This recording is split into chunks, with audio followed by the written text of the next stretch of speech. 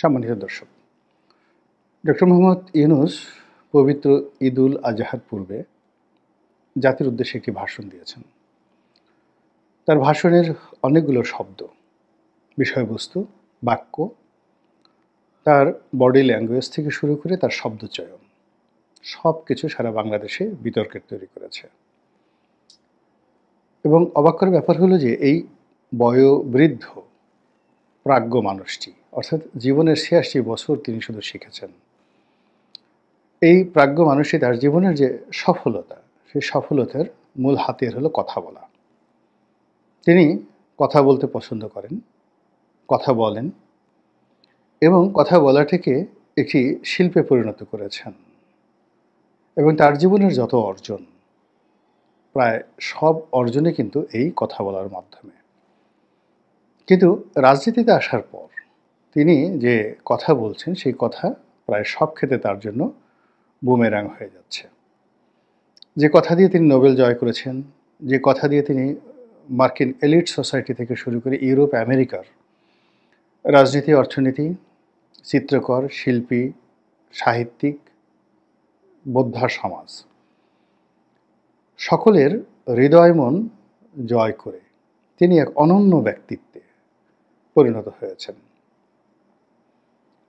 তার অর্থ এবং তার জ্ঞান, তার সুনাম এবং তার স্বাস্থ্য সব মিলিয়ে সৌভাগ্য তাকে যেভাবে তার সারাটা জীবন তার নিকট ধরা দিয়েছে, জীবনের শেষ প্রান্তে এসে সেই জিনিসগুলো তার জন্য রীতিমতো বুমেরাং হয়ে পড়েছে। অর্থাৎ তার যে খ্যাতি, তার যে দ্যুতি, কিংবা তার যে নেম, কিংবা তার যে ফেম, এইগুলোর কারণে মানুষ তাকে নিয়ে আকাশ কুসুম কল্পনা করে আসছিল। এবং রাজনীতির যে বাস্তবতা, সেই বাস্তবতায় কোথাও কোনো আলাদিনের চেরাগ নেই। এখানে জাদু বলতে কিছু নেই, বান বলতে কিছু নেই, টোনা বলতে কিছু নেই, তাবিজ কবাজ কিচ্ছু নেই। এখানে পুরোটাই যুদ্ধ, পুরোটাই একেবারে জীবন যুদ্ধ। এখানকার যে বাস্তবতা, এই বাস্তবতার সঙ্গে পৃথিবীর অন্য কোনো বাস্তবতার যাকে বলা হয় মিল নেই। রাজনীতির যে প্রাপ্তি খুবই সাময়িক, কিন্তু এটার যে অপ্রাপ্তি, এটার যে বেদনা, এটার যে কষ্ট, এটি সারাটা জীবন মানুষকে বয়ে বেড়াতে হয়। এবং যদি বেশি ব্যর্থ হয় তাহলে কিয়ামত পর্যন্ত এই রাজনীতির ব্যর্থতা মাথায় করে মানুষকে মরতে হয়। যেমন ধরেন মীর জাফর, তিনি কি করেছেন? রাজনীতি করেছেন। খন্দকার মোশতাক কি করেছেন? রাজনীতি করেছেন। আবু জেহেল, আবু লাহাব কি করেছেন? রাজনীতি করেছেন। ফেরাউন কি করেছেন? রাজনীতি করেছেন। হামান একই অবস্থা। চেঙ্গিস খান, হালাকু খান, রাজনীতি।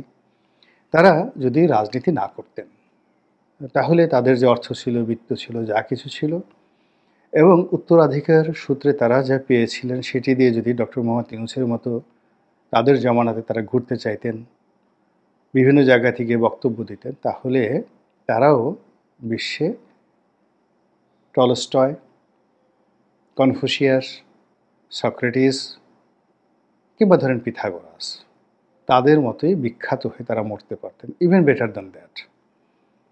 কিন্তু যেই মুহূর্তে রাজনীতিতে চলে এসেছেন, অমনি তাদের যে জ্ঞান, গরিমা, দার্শনিকতা, প্রায় সব কিছু তাদের জন্য বুমেরাং হয়ে পড়েছে।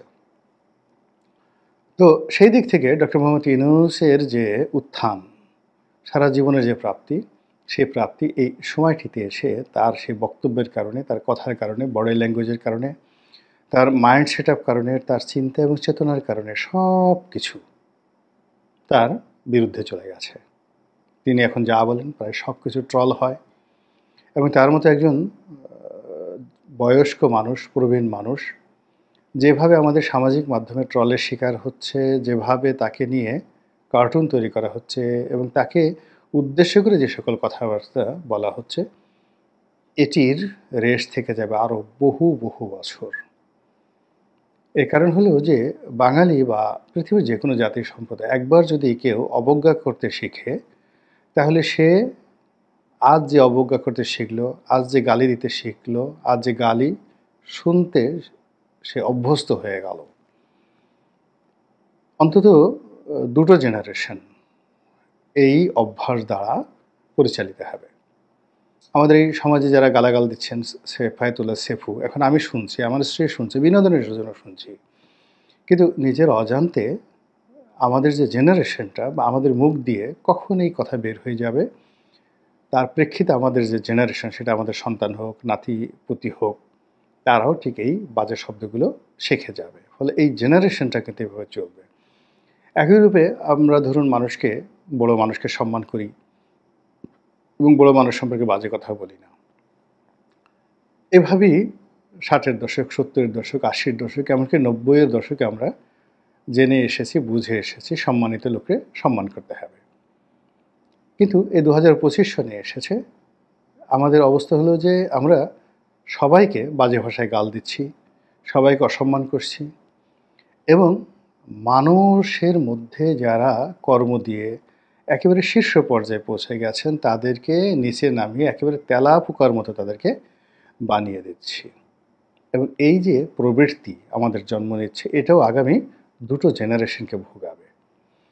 ফলে এই অশান্ত সময় যারা কোর্ট কাছারিতে লাথি খাচ্ছেন, গুঁতো খাচ্ছেন, ডিম ছোঁড়ার শিকার হচ্ছেন, অপমানিত, লাঞ্ছিত হচ্ছেন, মূলত এখন আমরা যারা আছি অক্ষত, তাদের জন্য তারা এই রাস্তাটা তৈরি করে দিলেন। কিংবা যারা এই কাজ করেছেন, তাদেরকেও আগামীতে এই ধরনের একটা পরিণতি ভোগ করতে হবে।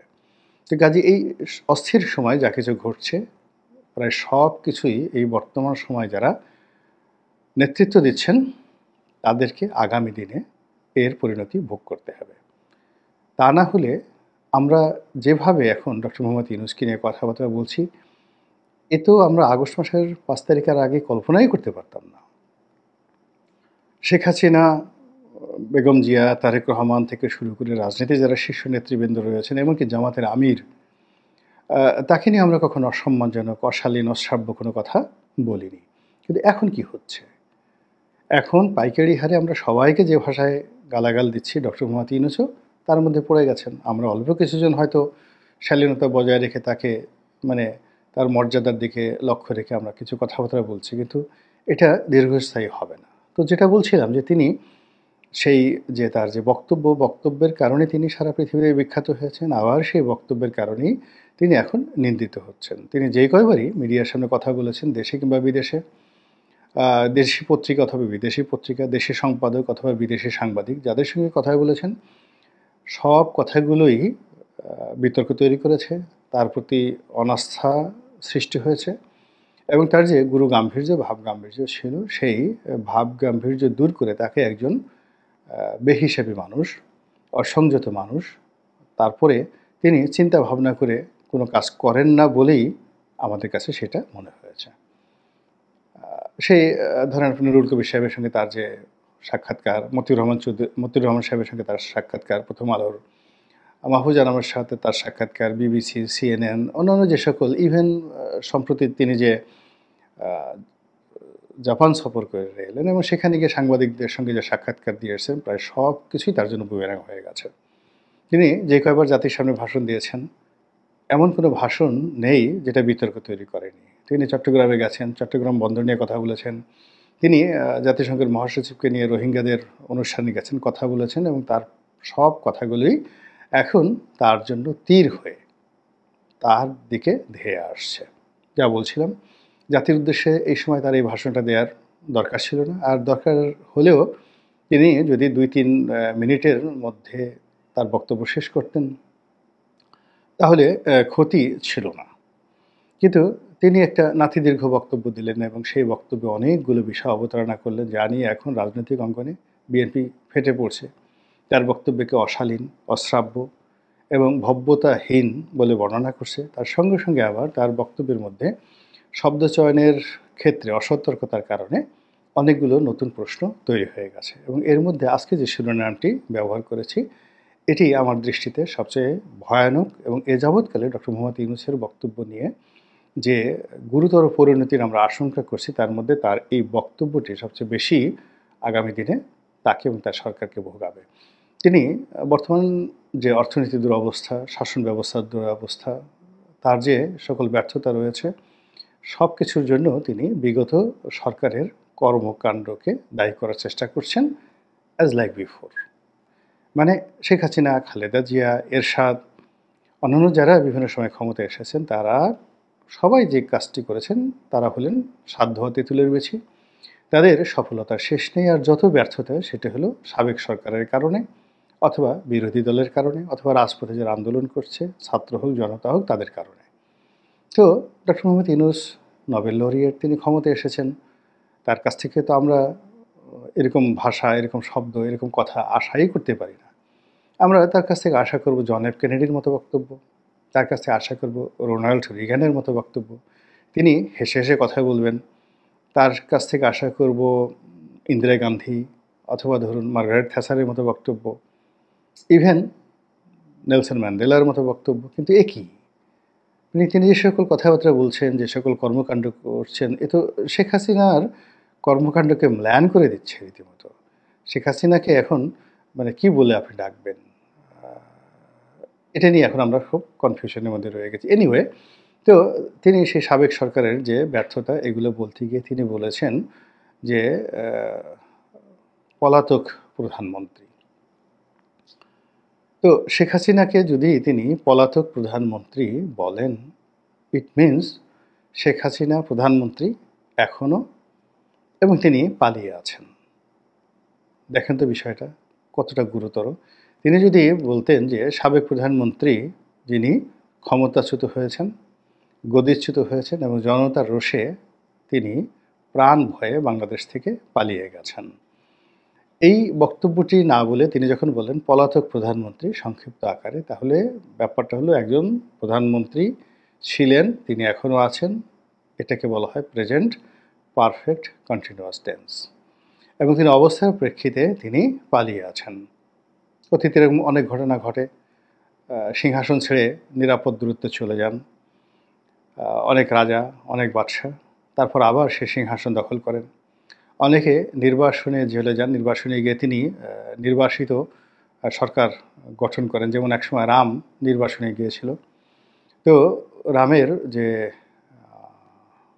সৎ ভাই, বোমাত্র ভাই ভারত, তিনি সেই সিংহাসনে বসতেন না, সিংহাসনের উপরে তার যে দাদার খড়ম রেখে তিনি নিচে বসে রাজ্য শাসন করতেন। এটা তো রয়েছে, এরকম অনেকে 10 বছর 20 বছর নির্বাসনে থেকেছেন, কিন্তু তার সিংহাসন অক্ষত থেকেছে। তো এই ক্ষেত্রে ডক্টর মোহাম্মদ ইউনূসের এই যে স্লিপ অফ টাং বা শব্দচয়নের ভুল, তিনি এই কথা যে ইচ্ছা করে বলেছেন নট লাইক দ্যাট, কিন্তু এটার যে রেশ রাজনৈতিক অঙ্গনে বহুদিন পর্যন্ত, এই রেশের যে নেতিবাচক দিক এটি সরকারকে ভোগাবে আর আওয়ামী লীগকে উজ্জীবিত করবে। এর কারণ হলো আওয়ামী লীগ প্রথম দিকে তারাও বলেছেন যে তিনি পদত্যাগ করেছেন, তিনি চলে এসেছেন, আবার একটা নতুন নির্বাচন দেওয়ার কথা বলছেন, ইত্যাদি ইত্যাদি বিভিন্ন কথা কিন্তু আওয়ামী লীগ বলেছে।